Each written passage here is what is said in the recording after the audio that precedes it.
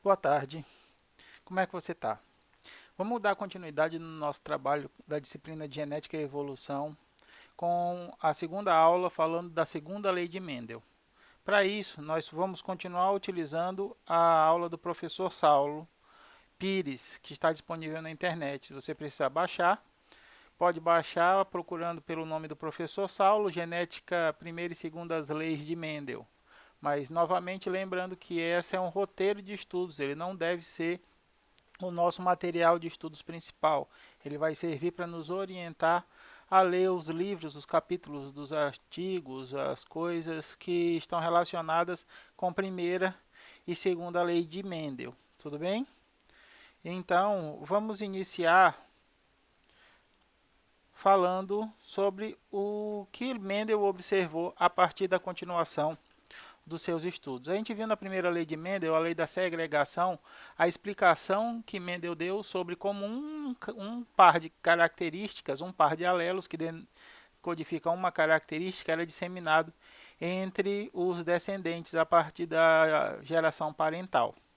Aqui a gente tem que fazer um adendo, um parêntese. Para que a gente consiga bem trabalhar segundo a lei de Mendel, todos os conceitos básicos sobre alelo dominante, alelo recessivo, homozigoto, heterozigoto, homozigoto dominante, homozigoto recessivo, tem que estar bem estabelecidos, porque a partir daqui a gente vai intrincar um pouco, a gente vai misturar um pouco esses alelos e a gente precisa saber de quais componentes nós estamos falando. Então, Mendel constitui um trabalho muito bonito avaliando 7 elementos das plantas que dão origem às ervilhas. E aí ele estuda 7 elementos, 7 características, como cor das flores, a posição das flores, o tamanho das plantas, a textura e a cor da semente, o tipo de vagem e outras características entre si. A partir dessas 7 avaliações, ele consegue determinar algumas proporções na primeira lei de Mendel. A primeira lei de Mendel determina uma proporção fenotípica, a proporção do fenótipo, daquela informação genética que se manifesta de 3 para 1, sendo 3 fenótipos dominantes e um fenótipo recessivo. E uma outra proporção que é a proporção genotípica. Aí a constituição dos alelos, a constituição dos genes. A gente vai lembrar que nós temos um homozigoto dominante, 2 heterozigotos e um homozigoto recessivo. A partir do entendimento básico de como essas características se disseminam, utilizando os experimentos da primeira lei de Mendel, Mendel quer aprofundar a sua observação a respeito do padrão de desenvolvimento dessa teoria, dessa pesquisa. Então ele faz o seguinte: agora eu vou avaliar duas características independentes e ver como é que essas duas características avaliadas ao mesmo tempo se comportam, se elas estão de acordo com os padrões que eu observei dentro do início do trabalho com apenas uma característica. Para isso, ele escolhe as sementes das ervilhas para trabalhar. Ele usa as sementes porque elas contêm ao mesmo tempo duas características distintas: a cor da semente e a textura da semente.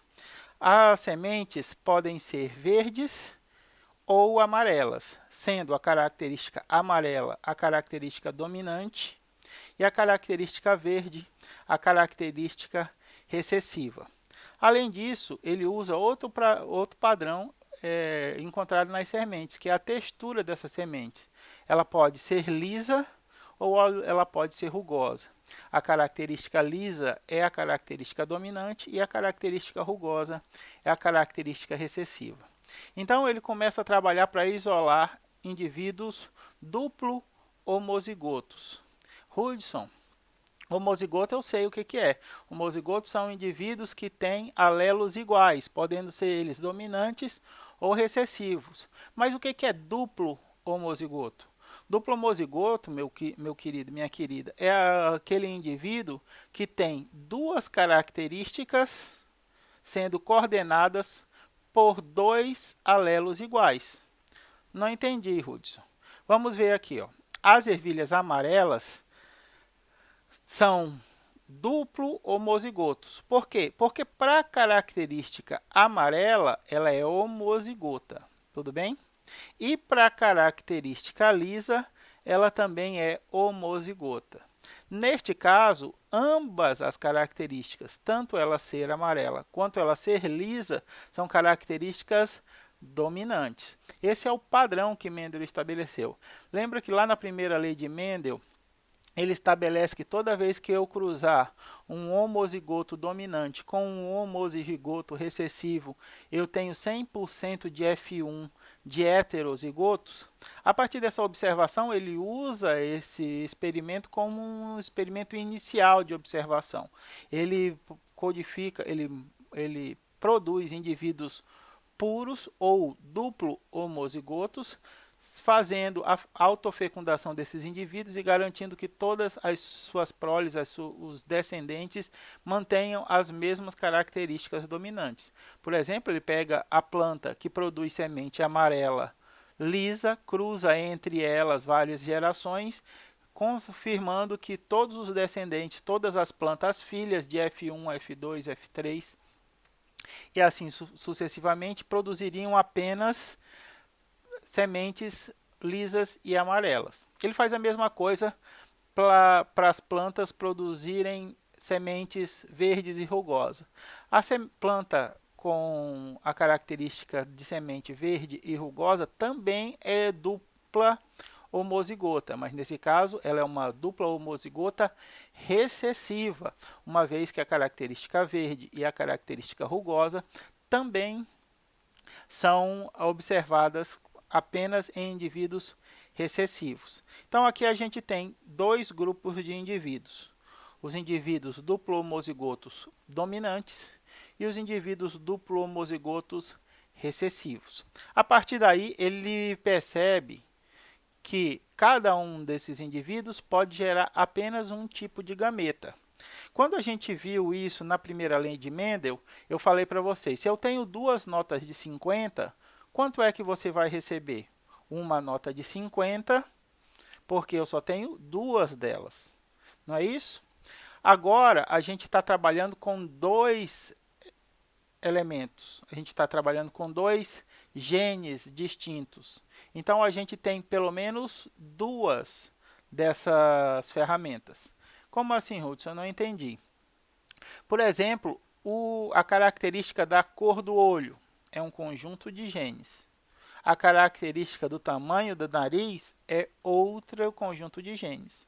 Então, quando o indivíduo gera o gameta, ele me proporciona um alelo condizente com a cor do olho e no mesmo gameta um alelo condizente com o tamanho do nariz. Esses alelos podem ser dominantes, recessivos ou um dominante e outro recessivo. Como o meu indivíduo é duplo homozigoto dominante, ele só pode me fornecer alelos dominantes. Então, imagine que esse aqui seja a célula sexual masculina. Então, ele tem o alelo referente à cor da semente dominante. Por quê? Porque o genitor, o indivíduo da geração parental, só tinha alelos dominantes para essa característica. E ele também doa no mesmo gameta o alelo referente à textura lisa. Por quê? Porque ele só tem dois alelos dominantes para essa característica.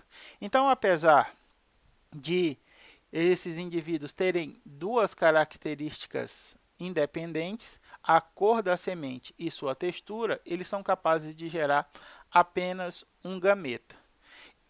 O mesmo se verifica com os indivíduos verdes rugosos. Então, a gente tem um duplo homozigoto recessivo.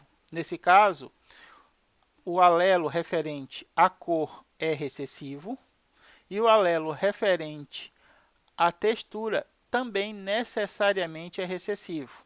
Nesse caso, a mistura desses dois gametas através da fecundação gera um indivíduo heterozigoto, Hudson, heterozigoto eu também sei. Heterozigotos são os indivíduos que contêm dois alelos diferentes para a mesma característica, sendo um alelo dominante e outro alelo recessivo. Perfeito, é o que a gente tem aqui na geração filial 1, na F1. Percebam que esse indivíduo tem dois alelos para a cor da semente. Ele tem um alelo dominante que recebeu de uma da linhagem parental e o alelo recessivo que ele recebeu da outra linhagem. Então, ele é heterozigoto para a cor da semente. E ele também é heterozigoto para a textura da semente, uma vez que ele recebe o alelo dominante de um dos lados da geração parental e o alelo recessivo do outro lado da geração parental. Então, quando Mendel faz essa observação, ele logo confirma a regra da primeira lei de Mendel. Sempre que eu cruzar um homozigoto dominante ou um duplo homozigoto dominante com um homozigoto recessivo ou um duplo homozigoto recessivo, minha F1 será composta de 100% de indivíduos heterozigotos. Isso significa o quê? Que o fenótipo desses indivíduos vai ser igual ao do indivíduo homozigoto dominante. Então, 100% dos indivíduos de F1 tinham a aparência amarela lisa, porque essa aparência continha as duas características dominantes. Tudo bem? Então, aqui a gente tem a simbologia do V maiúsculo do alelo dominante para a cor amarela. O V minúsculo significa alelo recessivo, que codifica a cor verde. O R maiúsculo significa alelo dominante para a textura lisa. E o R minúsculo significa alelo recessivo para a textura rugosa. Todas as sementes produzidas na geração F1 eram amarelas lisas ou duplo heterozigotas. Tudo bem? Lembrem que Mendel não tinha essa nomenclatura, essa determinação de homozigoto, heterozigoto. Ele chamava de puro e híbrido. Então, ele chamava de duplo puro e duplo híbrido. Tudo bem? Então, ele percebeu. Então, a forma da dispersão nessas características é idêntica à forma de dispersão da primeira lei de Mendel. Tudo bem? Dois indivíduos homozigotos, um dominante e um recessivo, quando cruzados, geram 100% de F1 heterozigotas. Agora ele vai cruzar os indivíduos de F1.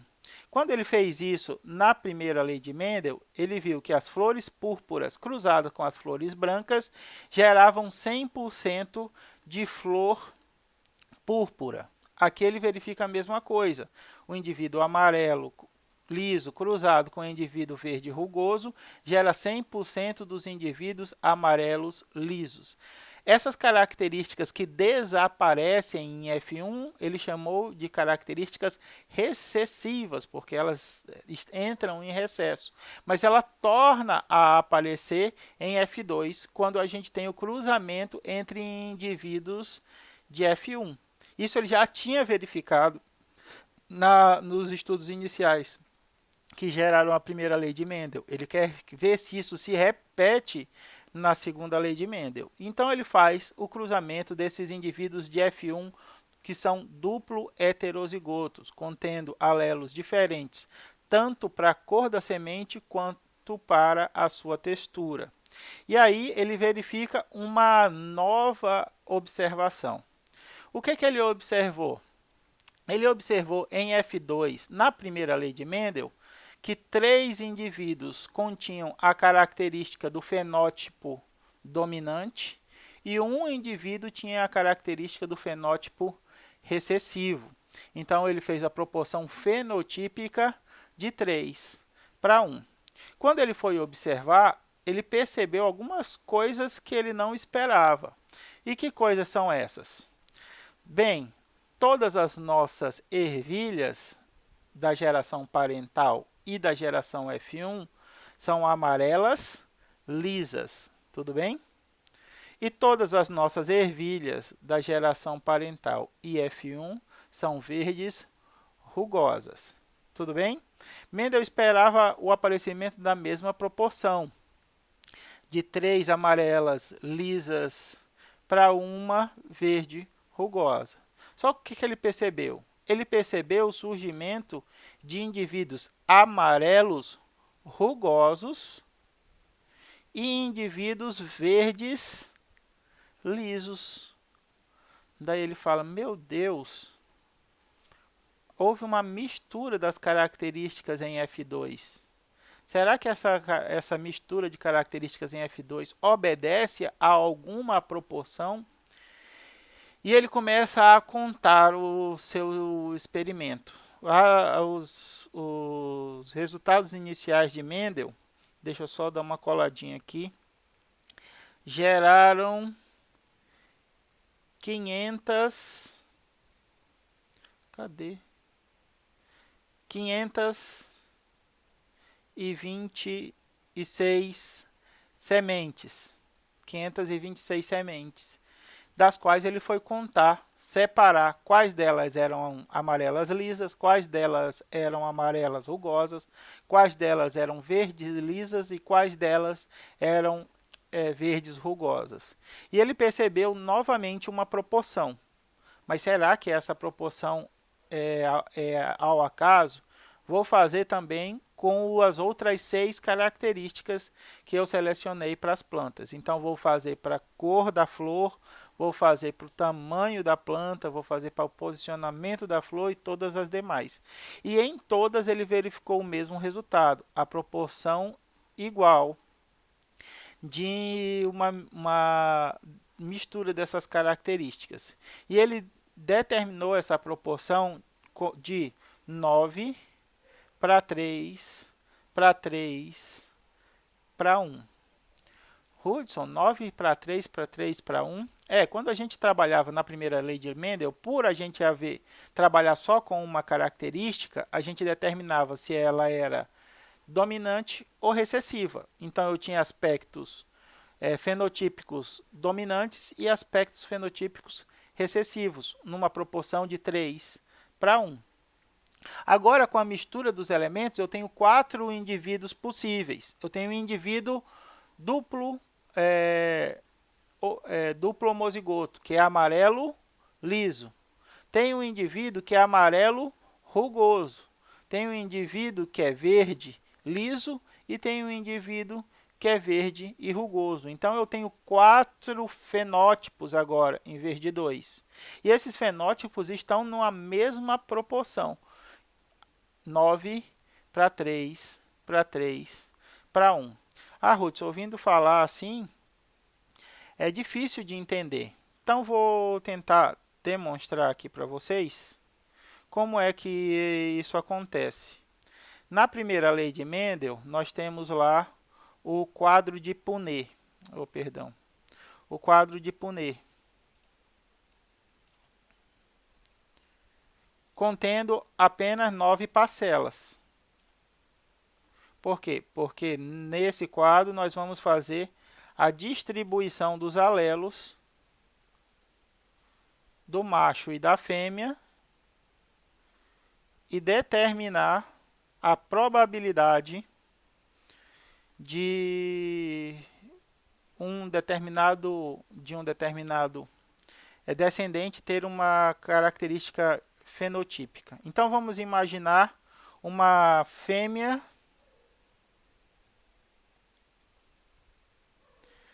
heterozigota. Então, vou colocar lá. Minha fêmea heterozigota tem um alelo dominante e um alelo recessivo. E eu vou cruzar essa fêmea com um macho homozigoto recessivo. Então, eu tenho F e F. Tudo bem? Agora, eu vou distribuir aqui no quadro de Punnett esses alelos. Para a fêmea, deixa eu colocar aqui, para a fêmea, eu tenho 2 gametas possíveis. Um gameta contendo o alelo dominante e um gameta contendo o alelo recessivo. O macho também gera gametas, mas no caso do macho, como os dois alelos dele são idênticos, ele gera apenas um tipo de gameta, o gameta que contém alelos recessivos. Tudo bem? Agora vamos fazer o cruzamento entre esses dois indivíduos. Fazendo o cruzamento entre esses dois indivíduos, eu tenho aqui um heterozigoto que recebeu o alelo dominante da mãe e o alelo recessivo do pai, ou um indivíduo homozigoto recessivo que recebeu um alelo recessivo da mãe e um alelo recessivo do pai. Aqui nós temos outro indivíduo heterozigoto, por receber o alelo dominante da mãe e o alelo recessivo do pai. E aqui novamente temos indivíduos homozigotos, um indivíduo homozigoto recessivo. Nessa proporção aqui, nós temos 50% de heterozigotos e 50%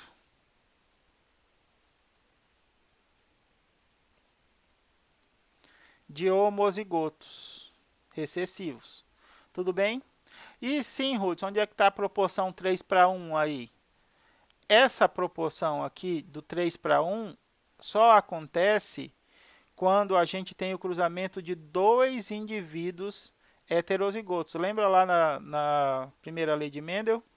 Quando eu cruzo dois indivíduos heterozigotos, eu tenho a proporção 3:1. Ah, isso daí eu quero ver tu mostrar. Então, deixa eu mostrar aqui para vocês. Então, eu tenho, vou colocar aqui mais centralizado, o quadro de Punnett,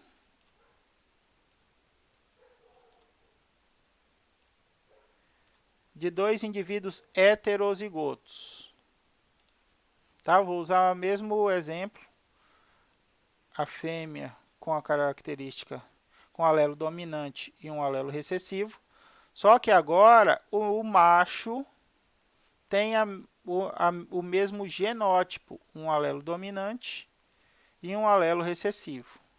Percebam o seguinte, esse indivíduo aqui vai ser homozigoto, isso, dominante, porque ele recebe dois alelos dominantes, um proveniente da mãe e um proveniente do pai.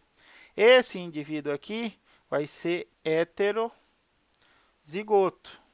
Por que, Hudson? Porque ele recebe um alelo dominante do pai e um alelo recessivo da mãe. Na disposição dentro do quadro de Punnett, o alelo dominante sempre vem na frente, tudo bem? Independente se ele é do pai ou ele é da mãe. O alelo dominante sempre vem na frente, que é para você padronizar a disposição dos alelos. Então, aqui eu tenho um indivíduo heterozigoto, alelo dominante vindo da mãe, alelo dominante recessivo vindo do pai. E aqui eu tenho um indivíduo, isso, qual é esse indivíduo? Homozigoto recessivo, porque eu tenho alelo recessivo vindo da mãe e alelo recessivo vindo do pai. Então, aqui eu tenho uma proporção genotípica, ou genotípica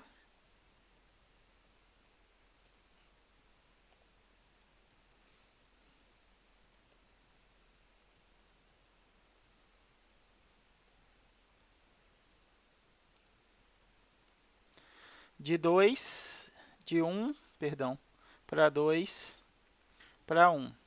Sendo esse 1 o homozigoto dominante, o 2 os dois heterozigotos e o 1 o homozigoto recessivo. E eu tenho uma proporção fenotípica, sumiu, de 3 para 1. Por que de 3 para 1? Onde é que foi parar esse negócio? Sei lá, deixa eu escrever de novo.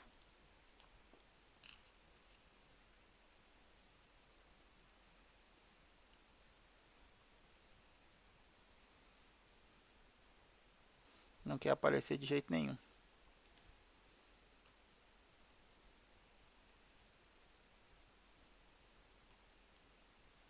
De 3 para 1. Que 3 para 1 é esse, Hudson?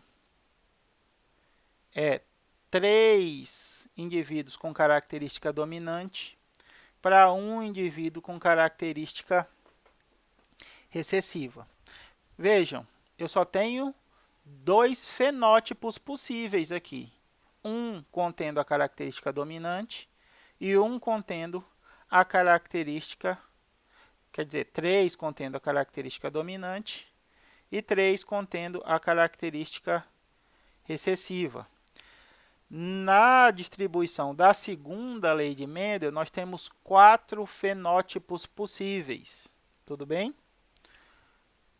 Esses fenótipos estão distribuídos numa proporção de 9 para 3 para 3 para 1. Ah, Hudson, então é uma nova proporção?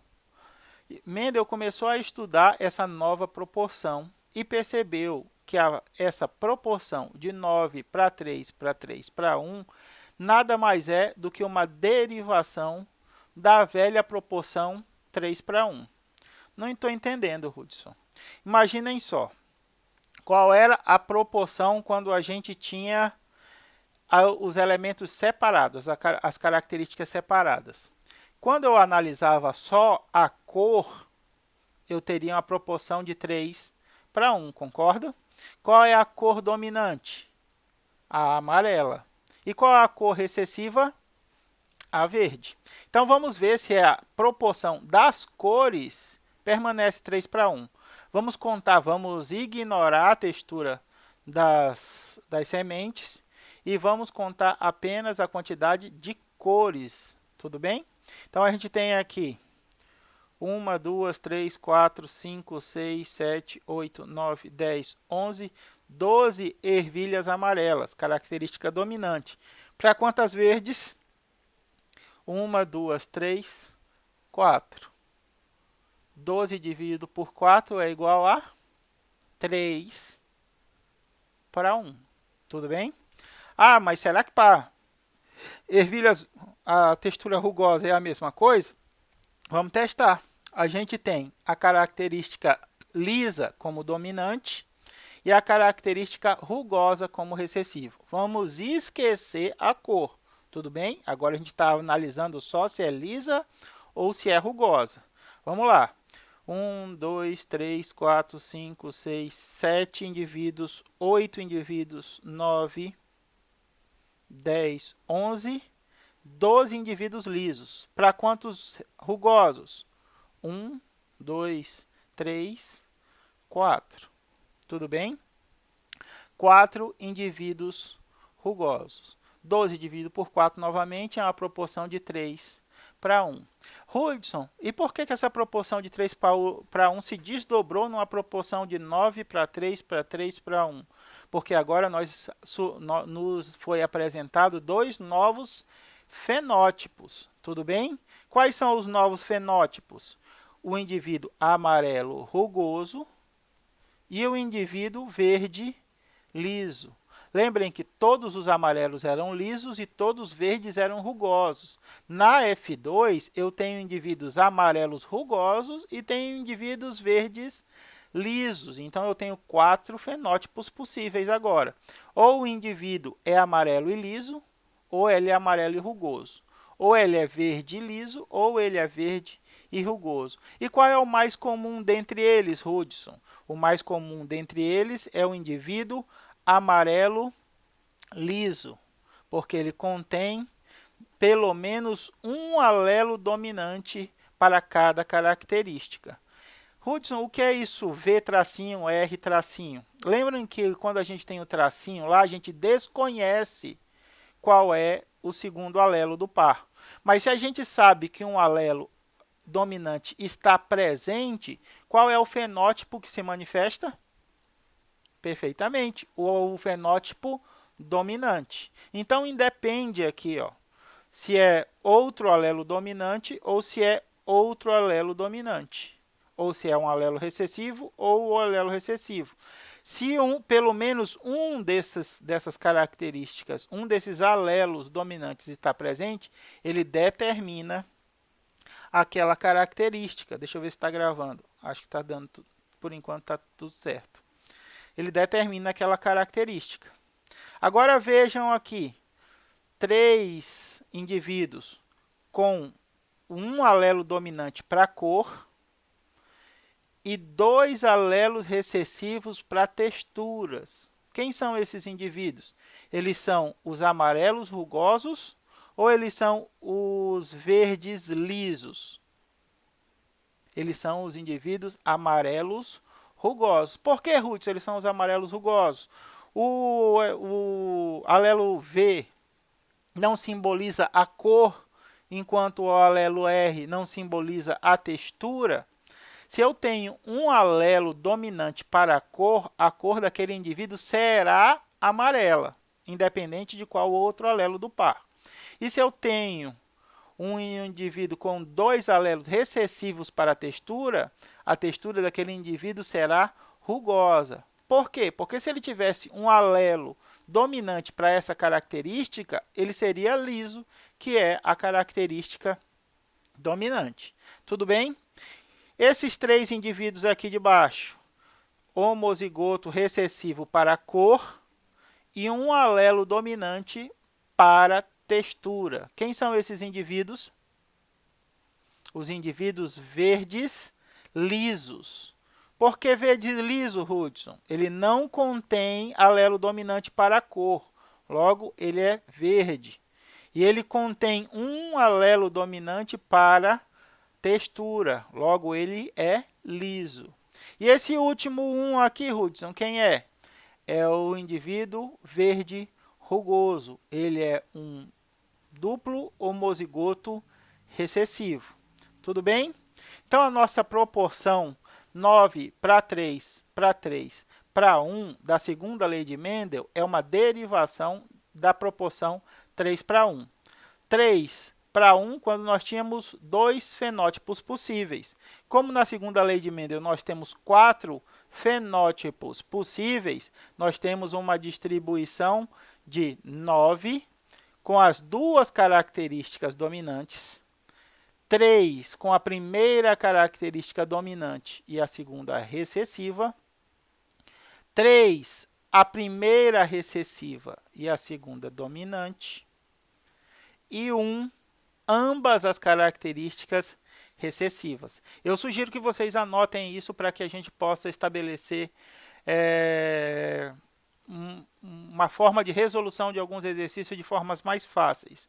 Quando a gente está avaliando uma população, a gente não pode fazer. Por exemplo, eu quero determinar na população de um Maitá qual é a proporção de indivíduos de cabelo loiro e olhos castanhos. Estou avaliando 2 características, então uso a segunda lei de Mendel.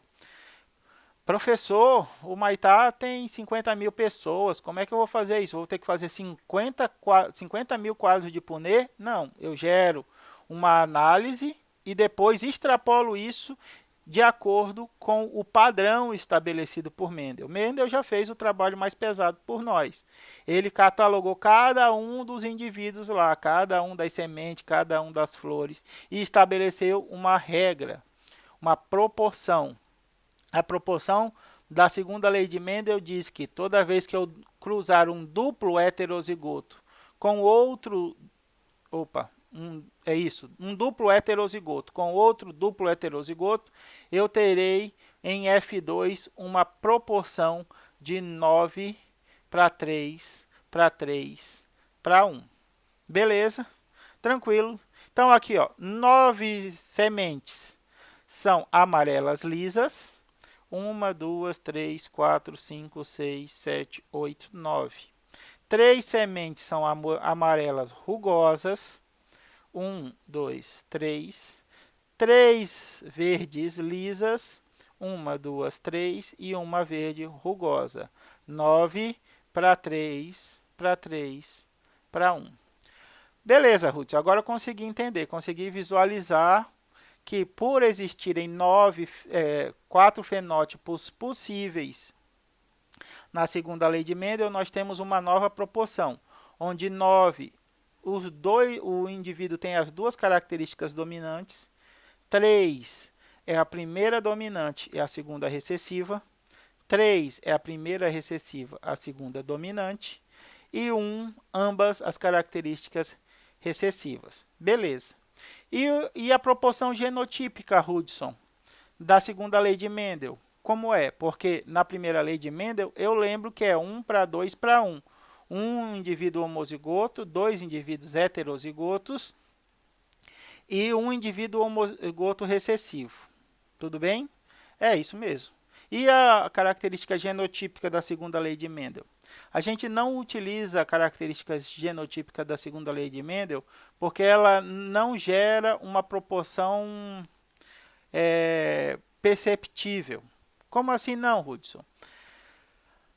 Na primeira lei de Mendel, a gente gera 3 genótipos possíveis: homozigoto dominante, heterozigoto e homozigoto recessivo. Porque eu estou analisando uma característica só. Quando eu analiso duas características, é 3 possíveis de um lado para 3 possíveis de outro lado. 3 vezes 3 são 9 genótipos possíveis na segunda lei de Mendel. Tudo bem? Hudson, no cursinho, eu vi o professor ensinando que dá para resolver a segunda lei de Mendel usando 2 quadros da primeira lei de Mendel. É verdade? É verdade, às vezes. Tudo bem? Lembra que eu falei da primeira aula? O cursinho tem o objetivo de fazer você marcar o X correto. Aqui a gente está tentando construir as bases do seu entendimento da dispersão das características genéticas. Então, apesar de parecer mais fácil fazer daquela forma, eu sugiro que vocês estudem e trabalhem para fazer desta forma a distribuição no quadro de Punnett com os 16 elementos. Tudo bem? Por que, Hudson? Porque assim você vai conseguir entender a proporção 9 para 3 para 3 para 1. Enquanto você separar as duas características em 2 quadros de Punnett da primeira lei de Mendel, você vai sempre fixar na sua cabeça a proporção 3 para 1. E toda vez que você se deparar com uma necessidade de analisar a proporção 9 para 3 para 3 para 1, você vai ter dificuldade, não vai conseguir fazer, porque você insiste em permanecer com a proporção da primeira lei de Mendel. Tudo bem? Nosso desenvolvimento acadêmico ele é uma ascendente. Então, os níveis mais básicos, eles servem de apoio para a construção do crescimento. Então, a primeira lei de Mendel e o entendimento da dispersão dos genes nos servirá como base para o entendimento agora da dispersão de mais de uma característica. Hudson, e como é que faz esse quadro de Punnett? Agora enorme. Vou mostrar para vocês, meus queridos. Deixa eu só... Poxa vida, eu fiz foi fechar o... Só rapidinho eu abri o Paint aqui de novo.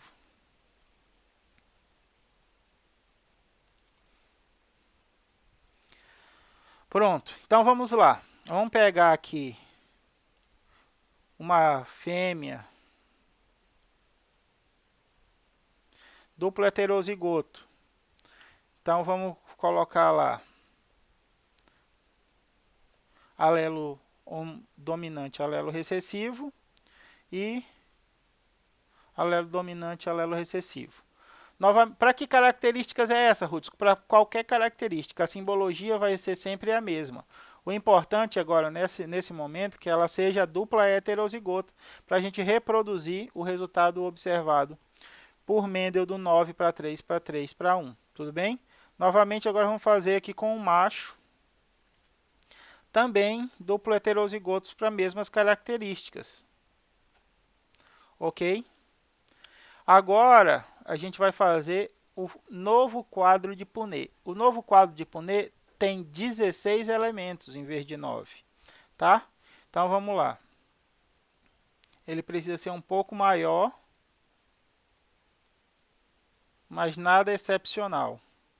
Olha lá, 4 linhas na vertical e 4 linhas na horizontal. Pronto. Lembrem que essa linha aqui a gente continua sem usar. E agora, como é que a gente faz a separação desses alelos? Lembram que na primeira lei de Mendel, Mendel determinou que havia a separação dos alelos durante a formação dos gametas, não é isso? Perfeito. Agora a gente vai fazer essa separação também. Só que agora a gente vai gerar 4 alelos possíveis. Na primeira lei de Mendel, a gente só gerava 2 quando o indivíduo era heterozigoto. Agora, na segunda lei de Mendel, quando o indivíduo é heterozigoto, aí ele gera 4 alelos possíveis para 2 características. Eu posso analisar centenas de características a partir da segunda lei de Mendel. Só o quadro de Punnett que vai ficar muito grande conforme a gente vai adicionando essas características. Por exemplo, é possível gerar um ovócito que tenha alelo dominante para a primeira característica e alelo dominante para a segunda característica. Concordam? É possível gerar um ovócito contendo alelo dominante para a primeira característica e alelo recessivo para a segunda característica, não é isso? Está aqui meu alelo dominante, que se combinou com esse alelo dominante nesse ovócito aqui.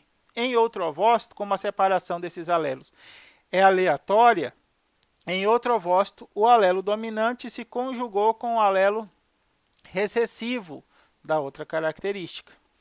Então, eu tenho 2 tipos de gametas possíveis aqui. E agora, eu tenho a possibilidade de ter o alelo recessivo para a primeira característica e alelo dominante para a segunda característica. Mas, Hudson, esse indivíduo aqui e esse aqui não são iguais? Não.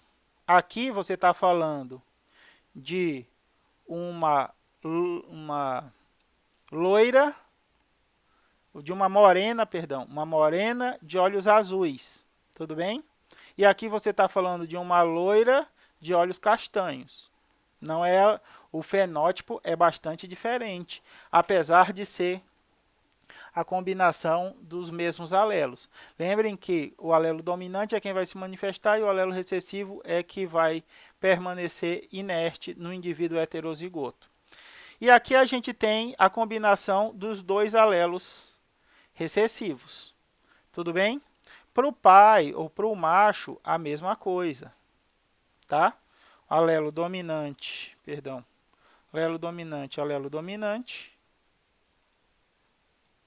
alelo dominante, alelo recessivo,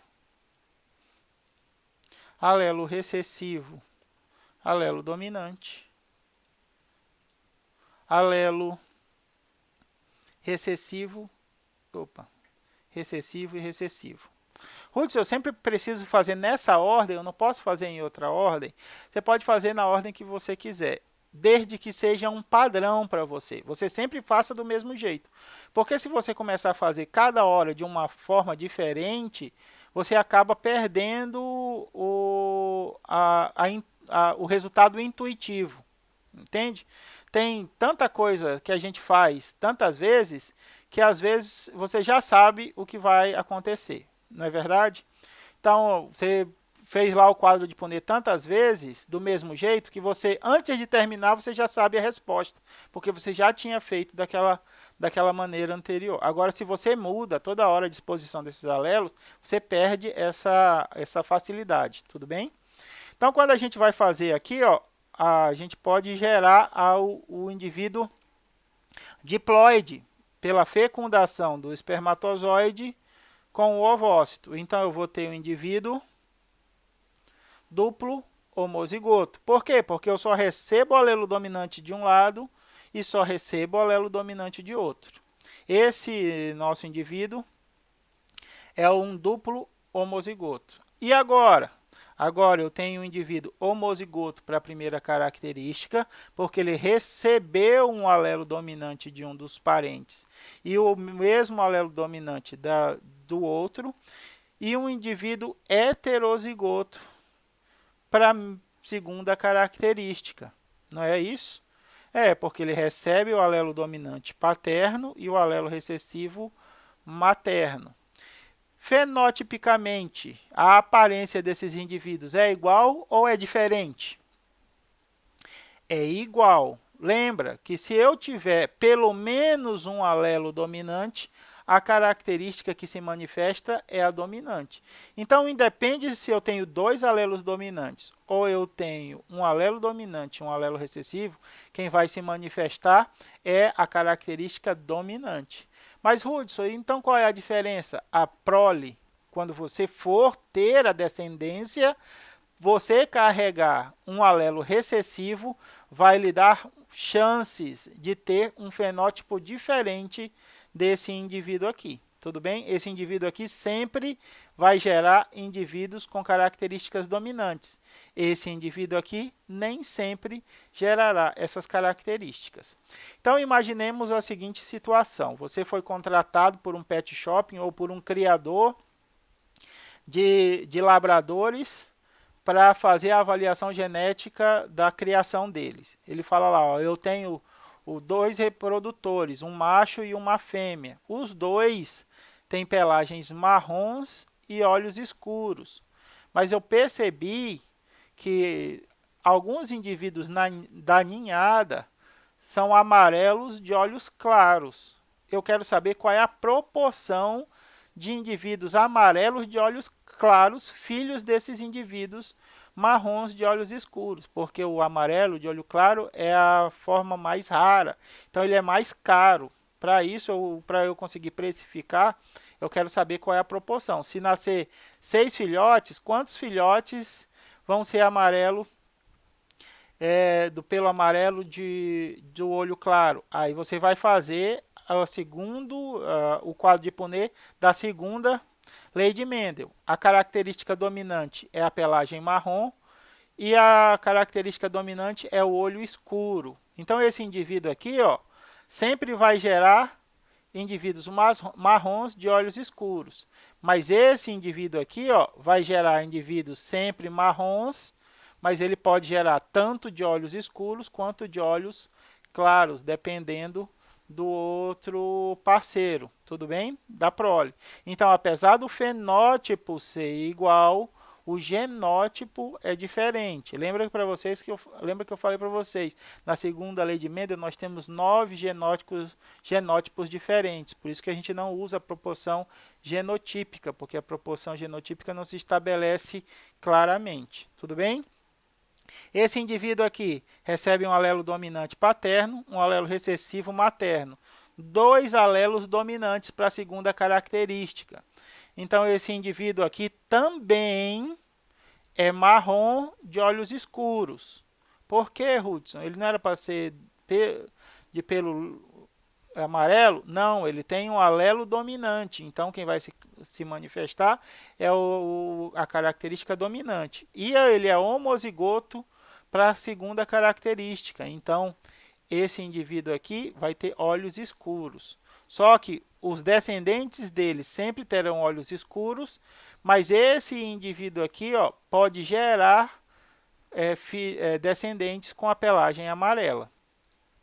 Aqui, a gente tem indivíduos recebendo alelo dominante paterno e alelo recessivo materno, alelo dominante paterno e alelo recessivo materno. Esse indivíduo aqui é o que a gente chama de duplo híbrido. Esse camarada aqui pode gerar tanto filhos com a pelagem marrom quanto com a pelagem amarela.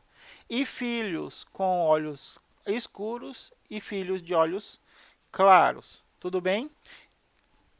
Aqui eu vou só fazer a distribuição. Percebam que todos esses indivíduos aqui, ó, têm o mesmo fenótipo. Eles estão todos inclusos dentro do 9, né? Primeira característica com pelo menos um alelo dominante e segunda característica com pelo menos um alelo dominante. Todos esses indivíduos aqui estão dentro do 9. Vamos ver esse daqui. Dominante, dominante, dominante, recessivo. Mais um dentro do 9, porque ele tem pelo menos um alelo dominante em cada um dos pares. Esse indivíduo aqui, alelo dominante dos dois pais para a primeira característica e alelo recessivo dos dois para a segunda característica. Esse indivíduo aqui não está dentro do 9. Ele está dentro de qual outra proporção? A primeira característica dominante e a segunda característica recessiva. Então, ele está dentro do primeiro 3, a primeira característica dominante e a segunda característica recessiva. Esse indivíduo aqui, dominante, recessivo, dominante, recessivo. Dominante do pai, recessivo da mãe, dominante da mãe, recessivo do pai, mais um indivíduo dentro do 9. Então, a gente tem 1, 2, 3, 4, 5, 6 indivíduos dentro do 9 e um indivíduo dentro do primeiro 3. Tudo bem? Então, vamos continuar. Dominante do pai, recessivo da mãe, recessivo do pai, recessivo da mãe. Novamente, um indivíduo que tem um alelo dominante para a primeira característica e 2 alelos recessivos para a segunda característica. Esse indivíduo é o segundo indivíduo do primeiro 3, tá? Aqui, não vão se perder nas contas aí. Se precisar, vão anotando, vão voltando o vídeo. Alelo dominante da mãe, alelo recessivo do pai, alelo dominante e dominante. Tudo bem? Mais um indivíduo dentro do nosso 9. Então, a gente tem 1, 2, 3, 4, 5, 6, 7 indivíduos do 9. Alelo dominante, alelo recessivo, dominante da mãe, recessivo do pai, dominante do pai, recessivo da mãe, mais um indivíduo dentro do nosso 9. Estamos com 8. Só temos mais um indivíduo com esse fenótipo. Então, aqui eu tenho alelo recessivo do pai, alelo recessivo da mãe e 2 alelos dominantes. A primeira característica recessiva e a segunda característica dominante. Então, esse indivíduo é o primeiro indivíduo do segundo 3. Tudo bem? A gente está com 8 indivíduos dentro do 9, 2 indivíduos dentro do primeiro 3, um indivíduo dentro do segundo 3. Vamos continuar. Alelo recessivo do pai, alelo recessivo da mãe, alelo dominante do pai, alelo recessivo da mãe.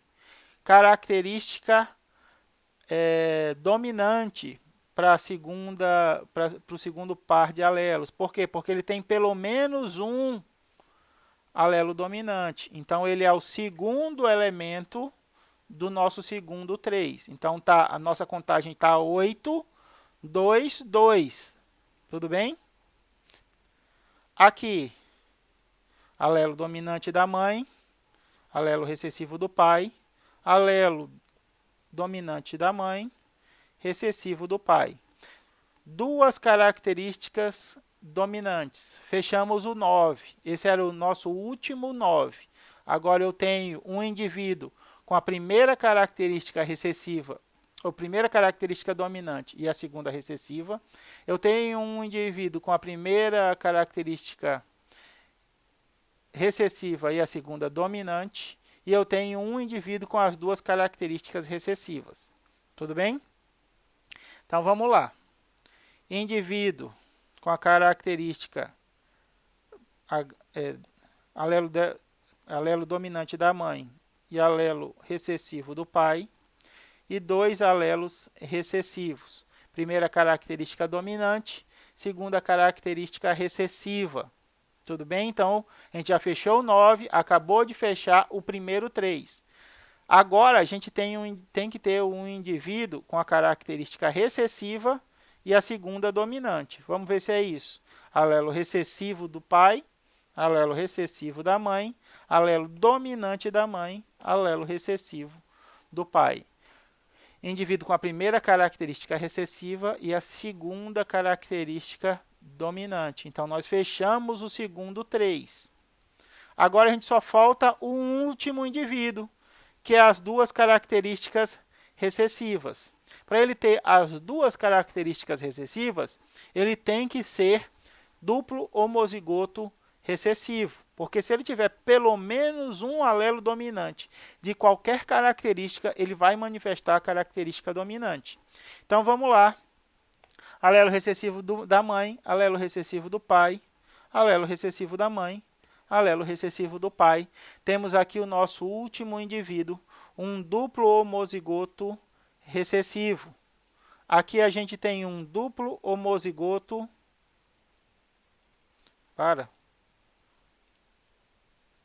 Cadê? Sei lá. Sei não. Como é que eu coloquei a cor naquele outro? É um duplo homozigoto dominante. Mas, Hudson, naquela proporção que tu mostrou, não está assim. Está de outro jeito. Por que tu não mostra do outro jeito? Vou mostrar. Está dizendo lá 9. Agora entendi como é que funciona. 9. Alelo dominante, traço. Alelo dominante, traço.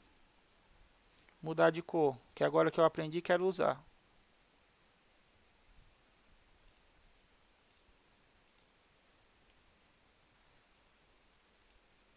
Três.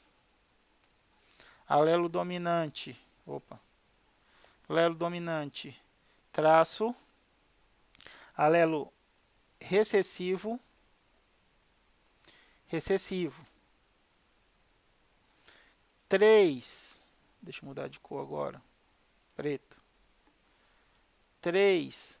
Alelo recessivo, recessivo. Dominante, traço. E 1.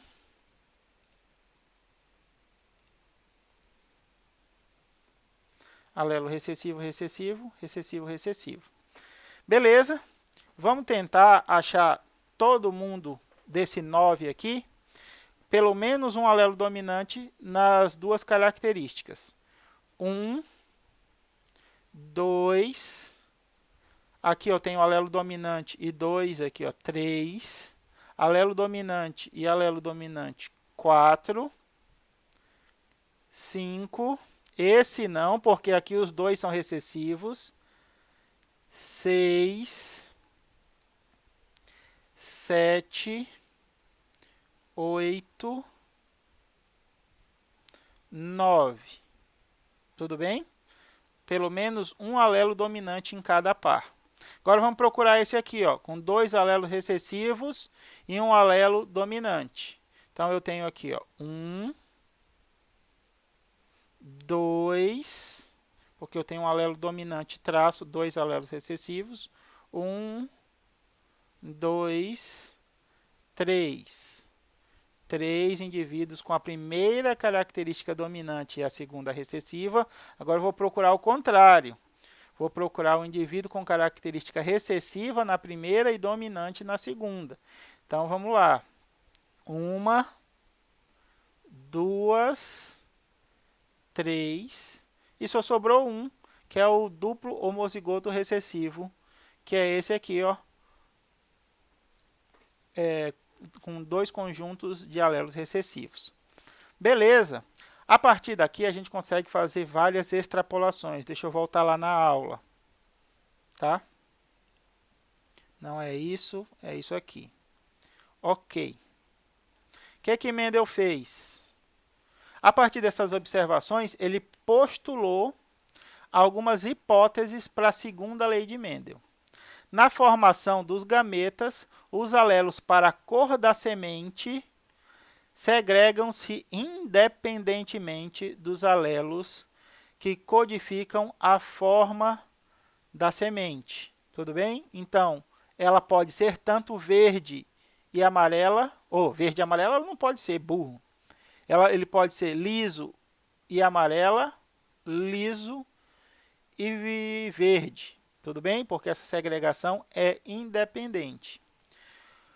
Um gameta contendo o alelo dominante pode conter tanto o alelo ou dominante ou recessivo em iguais chances. A gente não viu lá 9 para 3 para 3 para 1? A proporção desse alelo dominante não influencia na combinação do segundo alelo. Ele pode ser tanto dominante quanto recessivo. Terceiro, um gameta contendo alelo recessivo poderá conter tanto o segundo alelo dominante quanto um alelo recessivo. Beleza? A mesma coisa, só que agora invertendo. O primeiro era o dominante, então o segundo pode ser tanto dominante quanto recessivo. O primeiro sendo recessivo, não influencia nada no segundo. Ele também pode ser dominante ou recessivo. Uma planta duplo heterozigota ou duplo híbrida, chamado por Mendel, com dois conjuntos de alelos diferentes, pode formar, de acordo com as hipóteses de Mendel, 4 tipos de gametas. Isso a gente verificou que é verdade. Ela pode conter um gameta, um ovócito ou um espermatozoide, contendo todos os alelos dominantes. O primeiro dominante, o segundo recessivo. O primeiro recessivo, o segundo dominante. E ambos os recessivos. E, por fim, a combinação ao acaso desses gametas para formar F2 resultaria numa proporção fenotípica de 9 para 3 para 3 para 1. Hudson, até agora está tudo bem, está tudo legal, está tudo sossegado. Mas eu ainda estou inculcado com a proporção genotípica da segunda lei de Mendel. Eu vou falar para vocês para questão de curiosidade. Deixa eu colar de novo aqui. Ó. O novo, estou colando desse livro aqui, ó. Tá? Genética, Introdução à Genética, do Anthony Griffiths. Por quê? Porque eu gosto desse cara aqui. Eu tenho o livro, eu gosto do autor, comprei o livro, mas vocês têm a liberdade de gostar do autor que vocês quiserem, porque a forma de abordar vai ser diferente, mas o conteúdo é o mesmo, tá? Então vamos lá.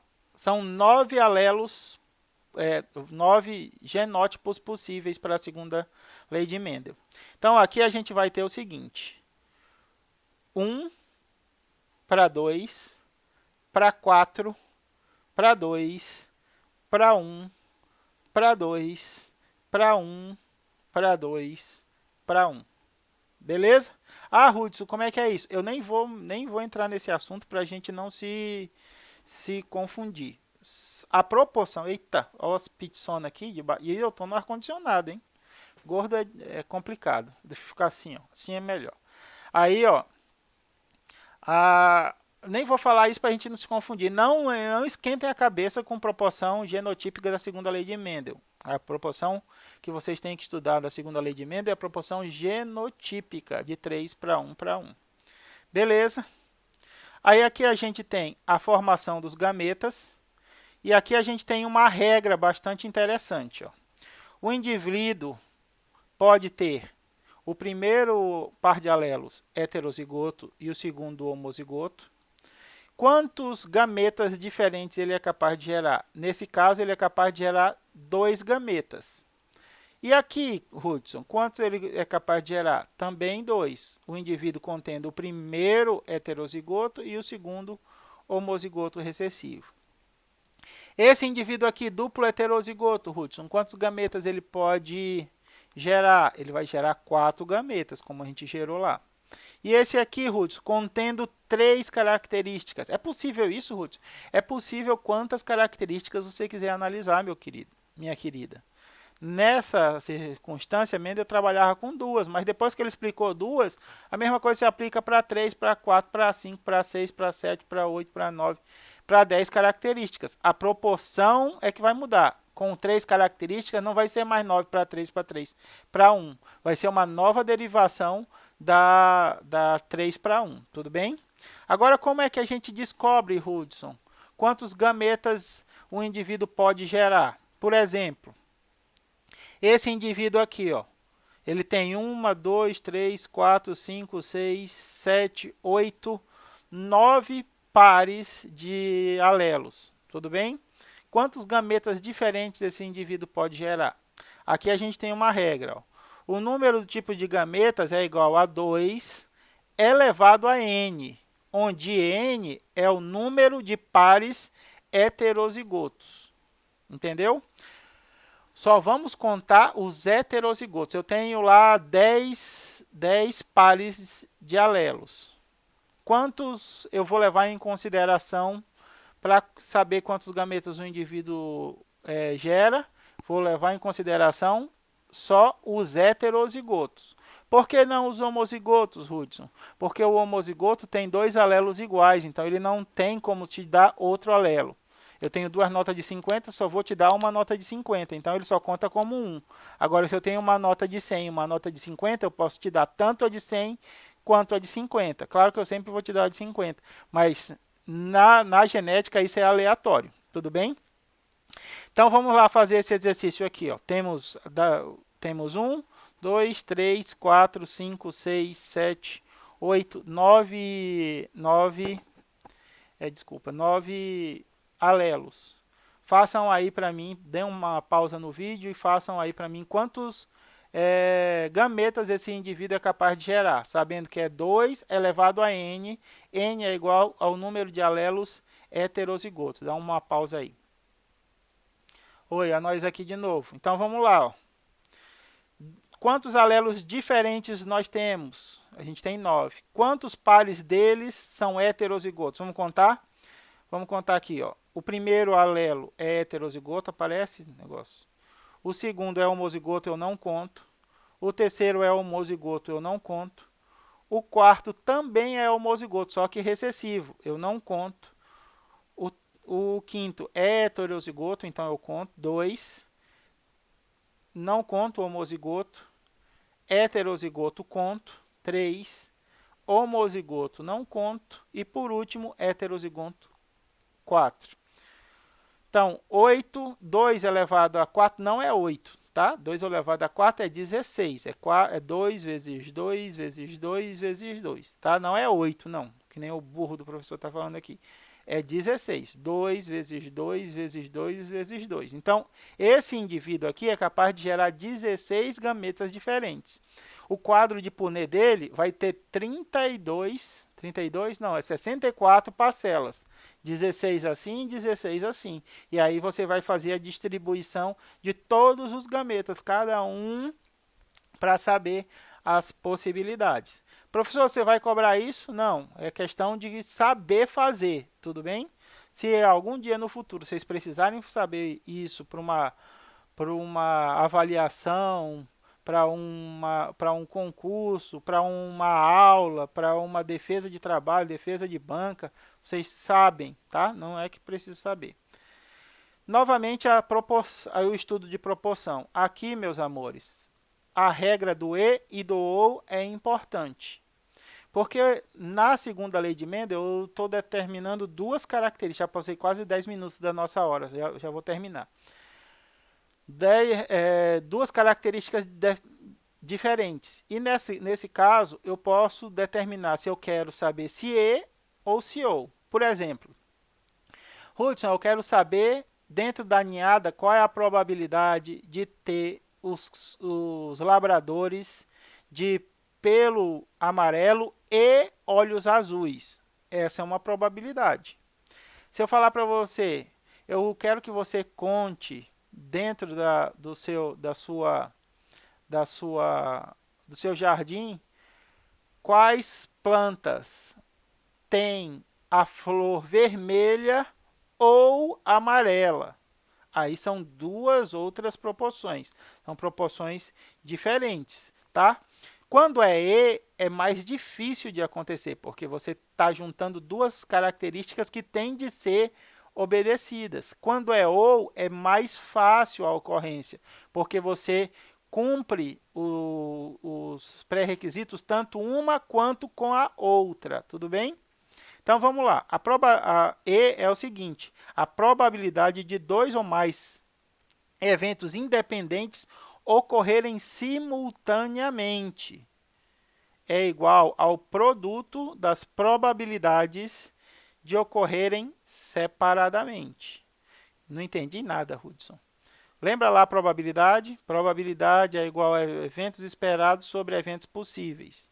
Então, qual é a probabilidade do cachorro nascer com olhos claros? Tanto. Qual é a probabilidade dele nascer com com pelo claro? É tanto. Qual é a probabilidade dele nascer com os olhos e os pelos claros? É a probabilidade dele ter os olhos azuis vezes a probabilidade dele ter o olho claro. Falei duas vezes olho claro, o pelo, tá? Ou é a soma, tudo bem? A probabilidade de dois ou mais eventos mutuamente exclusivos ocorrerem é igual à soma das probabilidades ocorrerem separadamente. Então, todos os cachorros de pelo amarelo eu vou somar com a probabilidade dos cachorros nascerem de olhos azuis. Aqui a gente tem a probabilidade, porque a gente nunca lembra isso. Como é que é soma de probabilidades de mesma base, né? Mantém a base e soma a parte de cima. Como é que faz de bases diferentes? A gente tira o MMC ou multiplica as bases inferiores e depois multiplica cruzado e soma. Isso daí vocês podem revisar, tá? Agora a parte mais importante, como é que eu faço para resolver um cruzamento? Acho que eu já tô com 10 minutos do nosso tempo. Eu vou usar essa parte para a gente trabalhar na sexta-feira. Aí o professor faz o favor de nos trazer alguns exercícios. Aí a gente vai trabalhando os exercícios de acordo com as orientações de como produzir o cruzamento. Tudo bem? Eu tive um problema técnico com o som do microfone, não consegui mandar a aula ontem, mas vou subir ela hoje. Eu comprei, estava usando o microfone do celular como captura de áudio, mas estava ficando muito ruim, estava ficando aquele som metálico o tempo todo. Daí comprei um fonezinho simples, daquele de telefone com um microfonezinho aqui, aí não funcionou, não ficou bom. Aí me falaram, você tem que comprar um headset, um negócio desse de piloto aqui, que fica melhor. Aí eu comprei o primeiro não ficou bom. Aí falaram, não, tá faltando um adaptador. Aí comprei o adaptador, aí não ficou bom. Aí eu fui lá na loja e troquei aquele outro por esse agora.